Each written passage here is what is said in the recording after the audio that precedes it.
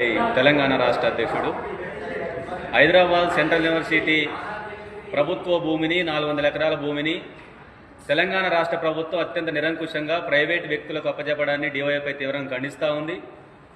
ఆ ప్రభుత్వ భూమిని యూనివర్సిటీ భూమిని కాపాడాలని యూనివర్సిటీ విద్యార్థులు గత అనేక రోజులు ఆందోళన చేస్తూ ఉన్నారు.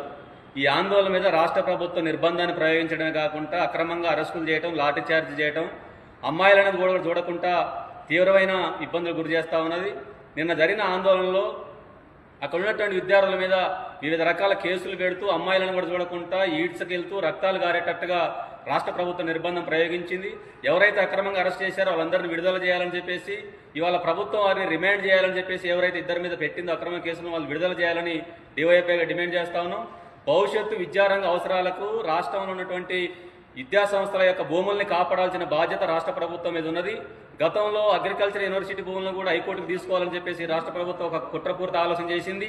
గతంలో ఓయూ భూముల మీద కూడా రాష్ట్ర ప్రభుత్వాలు కన్నేస్తూ ఉన్నాయి.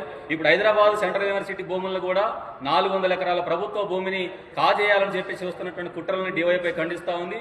ఎందుకంటే రానున్న కాలంలో విద్యారంగానికి అవసరానికి ఉపయోగపడాలి, భవిష్యత్తు విద్యారంగ అభివృద్ధికి యూనివర్సిటీ భూములు ఉపయోగపడాల్సినటువంటి అవసరాన్ని చూడాలి.